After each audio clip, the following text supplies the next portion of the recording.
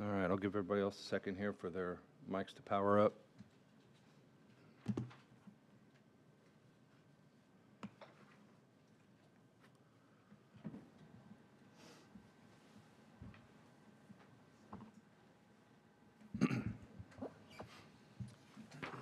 All right, Joe, if there's something wrong up here, just give me a heads up, all right? Moving on to the first item of business is the approval of the March 3rd, 2025 Town Council Meeting Memoranda. A copy's been posted. Are there questions from councilors? Otherwise, I would entertain a motion. I'll make a motion to approve. Second. Second from Vice President Burke. All in favor signify by saying aye. Aye. Aye. All those opposed, same sign. Motion passes 6 in favor, 0 opposed. Up next is the approval of the March 17th, 2025 claims. Are there questions from councilors? Otherwise, I would entertain a motion.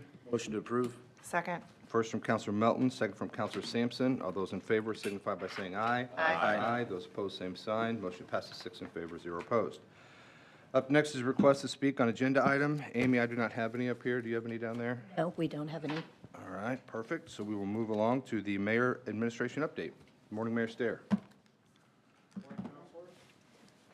Morning. Morning.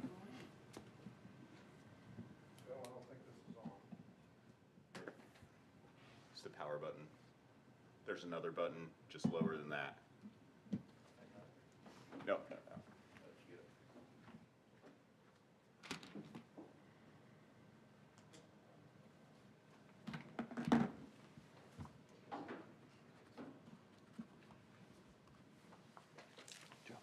All right, I think we're good.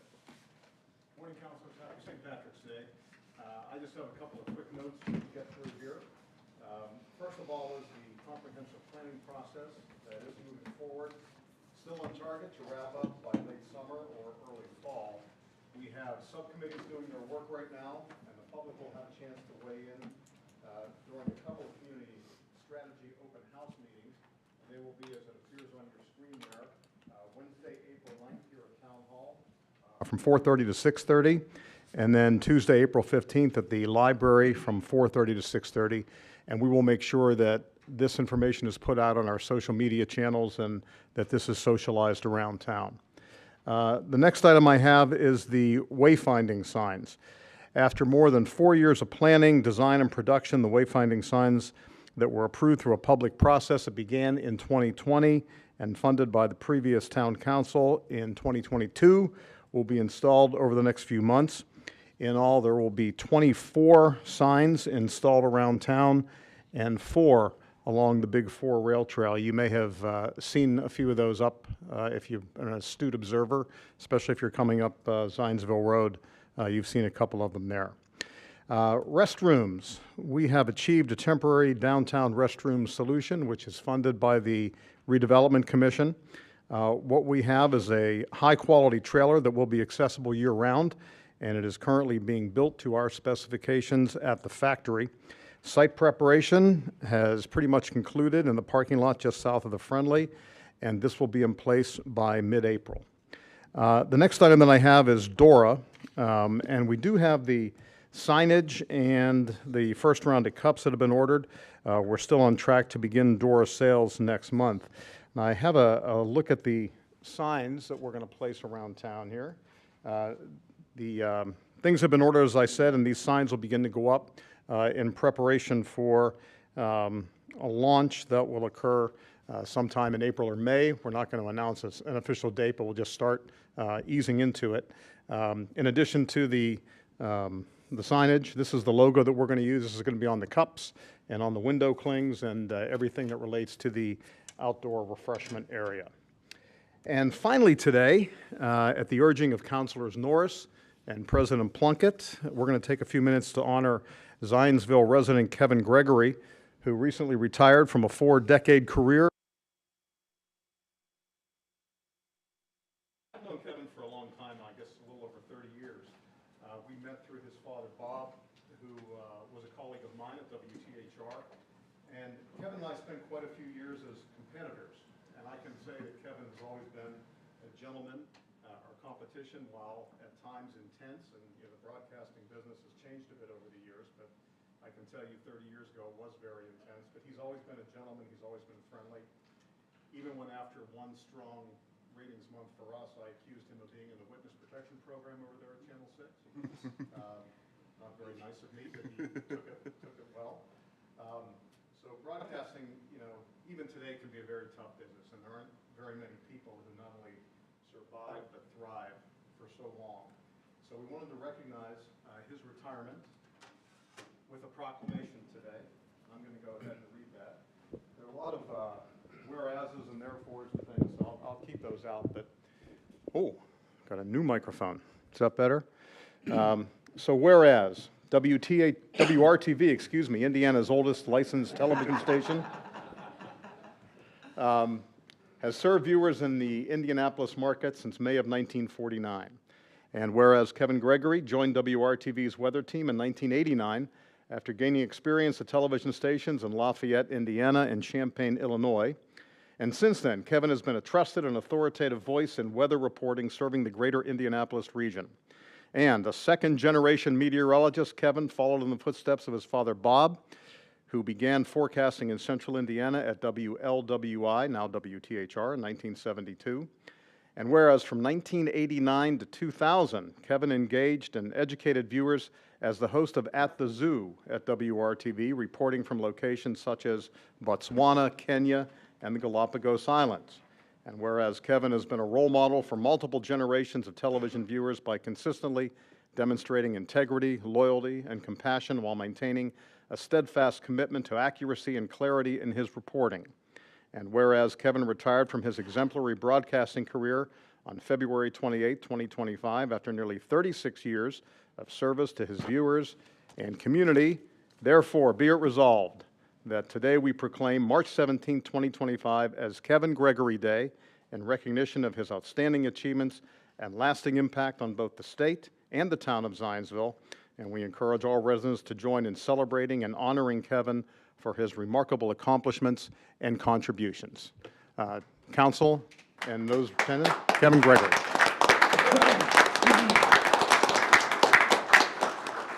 Thank you very much. I'm humbled by the honor, proud to be a Zionsville resident, and I need to say two things. 54 and sunny today, 71 and dry tomorrow. I won't take any more time. Thank you.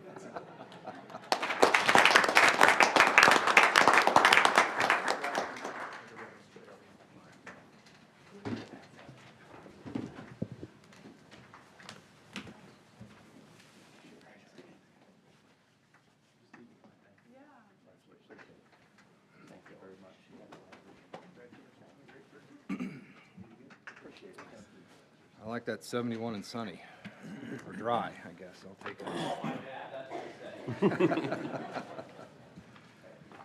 All right. Up next on the agenda, we have a Main Street Zionsville presentation.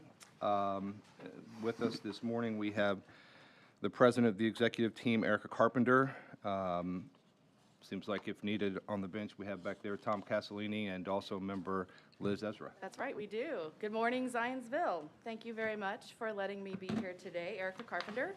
I am here to share the fantastic news that Main Street Zionsville, our nonprofit, applied to be an Indiana Main Street community, and we received news of this designation earlier this month. Today I'm going to talk about the program and what it means for our community. So on the first slide, I'm going to give a little background about Indiana Main Street itself. It is a part of the Office of Community and Rural Affairs, and Indiana Main Street encourages community-driven work in downtown areas in Indiana's cities and towns. The people who make up the Main Street network are passionate advocates, dedicated volunteers, influential stakeholders, and community organizers who work every day in their communities, catalyzing reinvestment, creating jobs, and fostering a pride of place. And then on the next slide, I'm not gonna read this one in detail, but it talks a little bit about the 4-point approach, which is sort of the very specific strategy that Indiana Main Street and Main Street USA has their organizations use, which is organization, promotion, design, and economic vitality. These are the fundamentals of a Main Street organization, and we have created our committee structure, work plans, and goals around these tenets. Now on to a little bit about us with Main Street Zionsville. The background really involves the Zionsville Chamber of Commerce. we've been discussing Main Street Zionsville for many years, but then seriously investigated post-COVID. Again, we regrouped to apply. We did further research and then put the Main Street Zionsville board together in 2024 to apply for the designation. I will say, not only do we receive promotion of Zionsville, but we have access to the resources of Indiana Main Street, other Main Street organizations, the national organization and conferences, webinars, newsletters, resources for our businesses, our organization, and for Zionsville. The application requirements included a 501c3 status, evidence of historic fabric in the district, an active board. We attended Main Street 101, which is put on by Okra. We had a local public support meeting. Thank you so much to those of you who attended that meeting. We had to have detailed work plans around the 4 points and the ability to track key investment. We also received some great letters of support from merchants, from Mayor's Stair, from the Cultural District, the Farmers Market, and the Zionsville Chamber of Commerce. But it is with much, much thanks to the volunteer board that allowed us to do this work and receive our designation on March 6th. Next is a list of those dedicated board members. We were very strategic when we put the board together. We wanted people who worked for other served on other nonprofits, who served the district or on complementary groups. Each person on this serves on a committee or leads a committee, and then we have a great group of committee volunteers. Some of those have started already. We started sort of pre-designation, and some of those are in the process of being activated. And next I'll tell you about some of the details that we have gathered as we've put this together. So over on this side, you'll see the actual boundaries of the district. It is very close to the Dora area, with the exception of Creekside Corporate Park, and that's only because the Main Street requirements needed for it to be easily walkable historic district. And so that kind of excluded that, but we matched up with the Dora as best we could.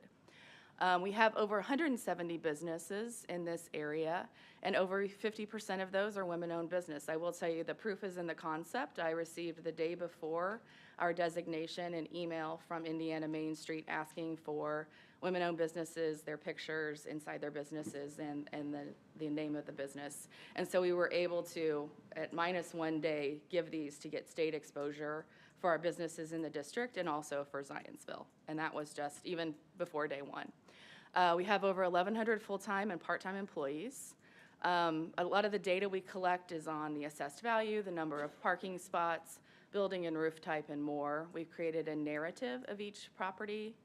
We have building and business owner contact information and current and historic pictures. I do want to reiterate that this is not a membership organization. I think there was some concern early on that this would be kind of a repeat of the old Village Merchants Association, and this is not that. If your business is in the district, then you are a part of Main Street Zionsville.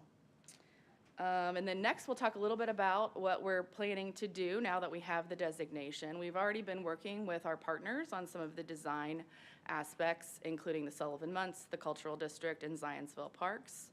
Under organization, our website is in process. It's at mainstreetzionsville.org, and we're in the process of organizing some volunteers. We have a cleanup day scheduled in April that we're going to be hopefully utilizing some great volunteers to come join us.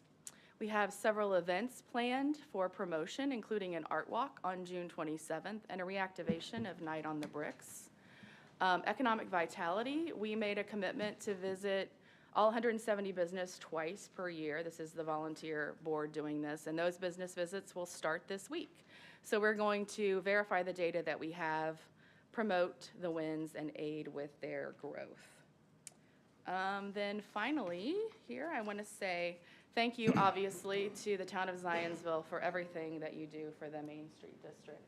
I think, we're already in such a great position because of all the things that go on there, from planters to light post banners, all of the barricades, cones, parking signs, and more that go into making the events in the district a success. I want to give a special thanks to Lance and the street department team. Without them, we wouldn't be able to do half the things, or even less than half the things that we do down there. So thank you to them. I wanted to invite you all to the Main Street Zionsville ribbon cutting, which will be this Saturday at 9 a.m. at the corner of Main and Cedar Streets at the Pocket Park. I hope you can all make it. And that's for the community too, not just town council. We'd like to see you all there. One of the things that we hope to do with these economic vitality visits is, learn what our businesses need so that we can help them grow. I think we are all in agreement that we want to keep our homegrown Zionsville businesses here in Zionsville. As far as the promotions go, you can obviously volunteer. We'd love to see you there. And I'd ask that if, when you guys are reviewing the fee schedule, I know you waive some special event fee, application fees for the chamber and other groups that go down there. If you could maybe consider adding us when you do that, we'd appreciate it. We also plan to launch a downtown collaborative committee to discuss and share information as it pertains to what is happening in the district. We're still finalizing the committee makeup, but town representation is obviously a must. And then finally, I just wanted to say thank you again for allowing me the chance to present today, and I'd like to take this opportunity, if I could, to thank our partners with Sullivan Muntz, the Cultural District, the Farmers Market, Town of Zionsville, and the Parks Department, and the Zionsville Chamber. Anything I can answer, or? Erica, I just want to say thanks for this presentation. Certainly, this business data is incredible, just to understand what type of businesses we have in the village and how valuable that economic impact is. I think our town is such a gem, and Main Street's such a huge part of that. And, you and your team have done a really good job of working hard on this, and this is an accomplishment that deserves to be celebrated, so congratulations. Appreciate that. Thank you, Erica. All right, we will move on to the first item of old business. This is a consideration of an ordinance regarding park rules update. This is ordinance 2025-07. This is a final reading. If we have any questions, we have Mayor Stair here this morning with us to present. Are there any questions or comments from councilors? No. I don't think my microphone's working. Mine's not either. Here, I'll just follow part of it first. I just saw one discrepancy in the park board rules, under section B4, under section 98.01. I plan on making an amendment to state that a precursor that unless otherwise stated in these town ordinances, no person shall operate any motorized vehicle or off-road vehicle except on the designated parking area, so on and so forth. Simply because we have what I believe to be a little bit of a discrepancy between town ordinances about some of these pathways. So I'll be making that amendment. Anything else from councilors? I would entertain a motion. Sorry, Heather, you have something to add there? Counselor, but I made a couple of non-substantive revisions, so if you'll consider that when adopting your motion to also include those non-substantive revisions that were posted. I'm assuming, Evan, you can handle that one. Yeah. I got Yeah, mine turned off and back on. You have the green. So you know It's good now, yeah. It is.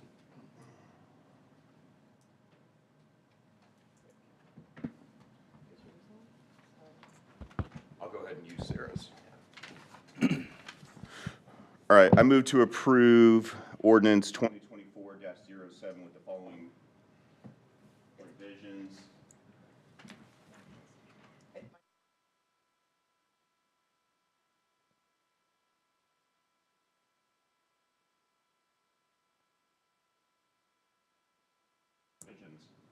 First, that certain technical revisions be amended to reflect an accurate ordinance.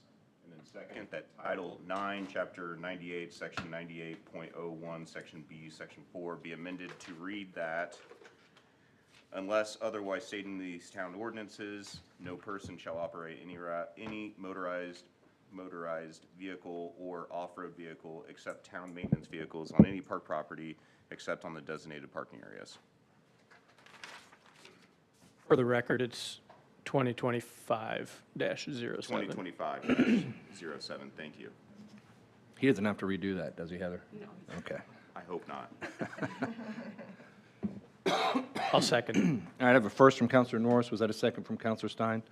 All those in favor signify by saying aye. Aye. All those opposed, same sign. Motion passes 6 in favor, 0 opposed. Up next is a consideration of an ordinance amending the crosswalk ordinance. This is ordinance 2025-08. This is also a final reading. We have DPW Director Lance here with us if there are any questions, if there's anything from counselors. Otherwise, I would make a motion to approve ordinance 2025-08 on final reading. Second. Second from Counselor Melton. All those in favor signify by saying aye. Aye. Aye. All those opposed, same sign. Motion passes 6 in favor, 0 opposed. Moving on to the first item of new business is a consideration of an encroachment appeal. This is for the Dickersons at 6325 South, 275 East. We have Mike Dale, Director of Planning and Building, and Jordan Dickerson here, perfect, if we need to. And Lance can also offer some insight as well. Good morning, Mike. Good morning.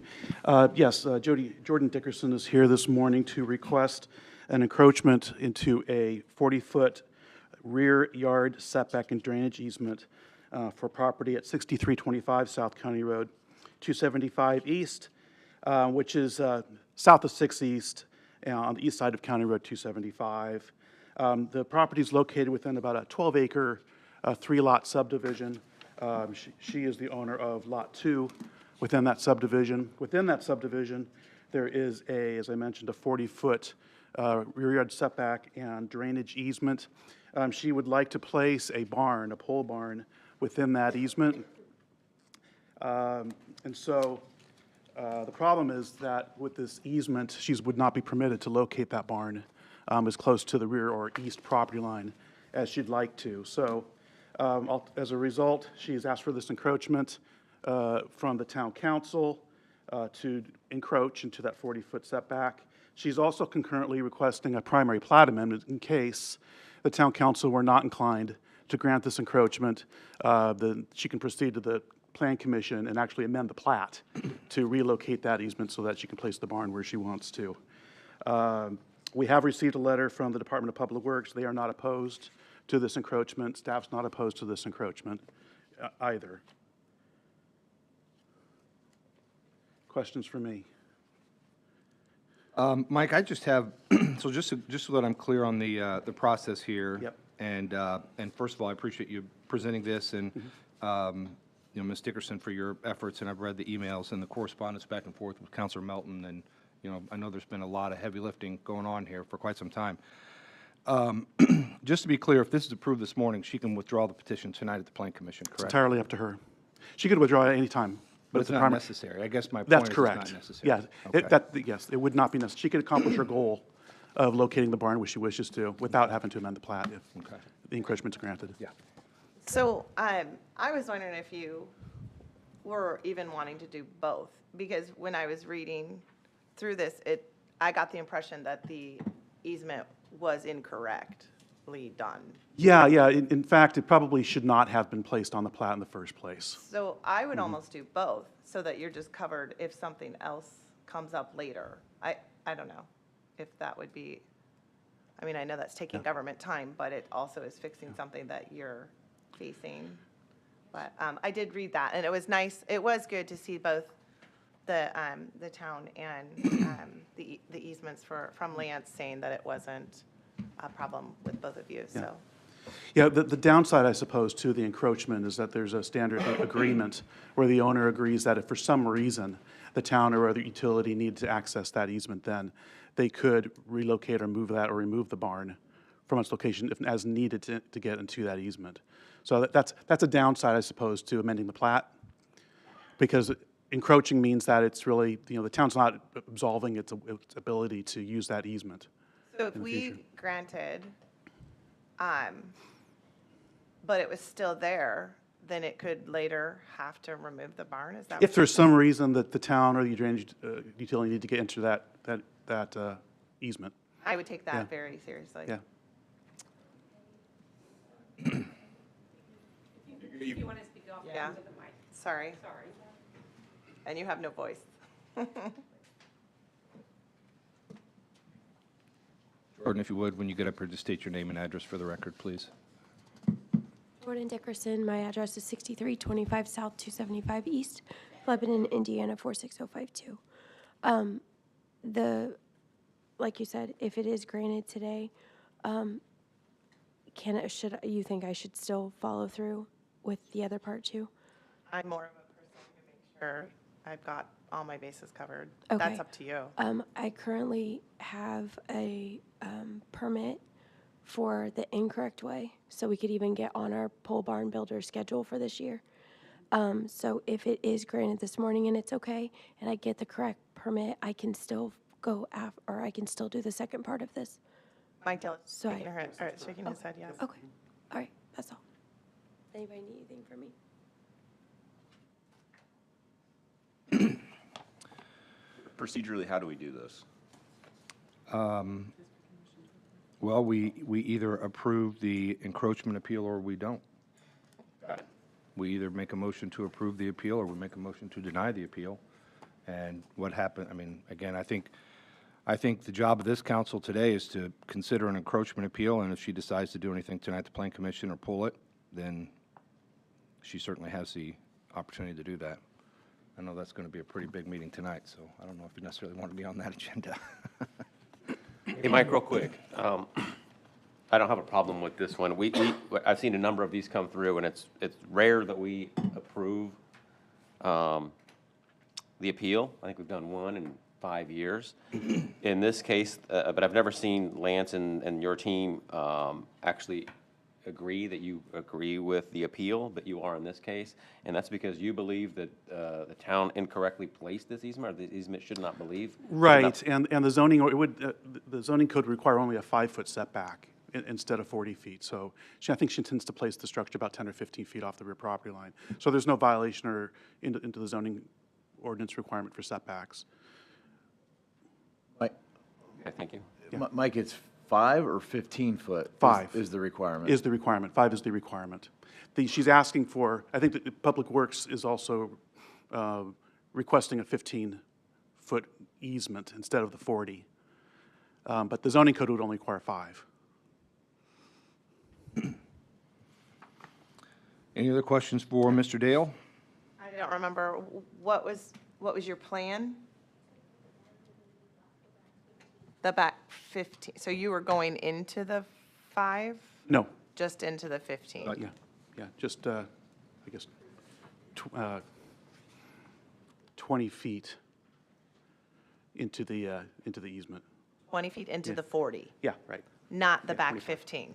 Right, stay That's clear. what I just want to make sure we stated after we just said 15. We're still going to have the 15. Stay clear of the 15-foot. All right, I'm good. All right, any other questions from counselors? Otherwise, I would entertain a motion. I'll make a motion. If I can find it. I would motion to approve the encroachment appeal. Second. First from Counselor Sampson, second from Counselor Norris. All those in favor signify by saying aye. Aye. Aye. All those opposed, same sign. Motion passes 6 in favor, 0 opposed. Address. Up next is a consideration of an ordinance authorizing bonds. This is for the Holiday Farms project. This is ordinance 2025-09. This is a first reading. We have, and I'm sorry if I get the names incorrect here, Jeremy Ulam, Maxwell Adams, and counsel for the petitioner. Thank you, Jeremy Ulam. So All close. close. Close. Thank you, Mr. President, members of the council. I'm Jeremy Ulam with Barnes & Thornburg. We represent the club at Holiday Farms and Hinking Development in this matter. Before you today is just the introduction of an ordinance. We'll be attending the Redevelopment Commission meeting. I believe that's on the calendar for next week. Circling back to you all in April for consideration of a final action on this ordinance. This relates to Holiday Farms, which you're very familiar with, obviously, through the years. But when that development was first undertaken, there was an economic development area formed, which is kind of the basis for an allocation area to capture tax increment. At that time and to this date, none of that increment has been used on the development. I think it was set up in anticipation of its use. We are following kind of those prior discussions here. We're not asking for more or less than I think was discussed historically. And the proceeds of this bond will be used for really infrastructure associated with the the next phase of Holiday Farms, which is 18 commercial outlots, some townhomes. I think you may all be familiar with that phase of the development. Hankey Development, one of their entities, will purchase the bonds. So this is kind of one of those developer purchase bonds that's somewhat self-contained, and it's sized at an amount that will cover the infrastructure for this additional phase. But again, in line, I think, with the historical thinking around this project, at least based on our knowledge, and this is introduction of the bond ordinance, kind of the first process in that step. Any questions from counselors?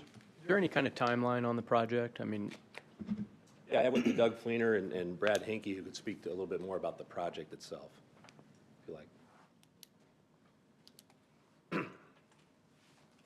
Brad Hankey, Hankey Development Group, 781 Old Ashbury. Timing-wise, there are different projects going. We've done a couple there. On the north side, Tracy Tacos is just getting ready to start her building there. We have a medical, a dental user as well. So a lot of different things starting to come to the area. Excuse me, my voice is going through the same thing.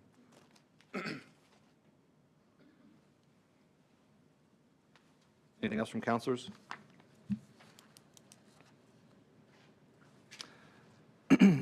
This is a first reading, so as mentioned, this would come back to us in April. So if there are no questions, I would entertain a motion. I move to introduce ordinance 2025-09 on first reading. I'll second that. So first from Counselor Stein, second by President Plunkett. All those in favor signify by saying aye. Aye. All those opposed, same sign.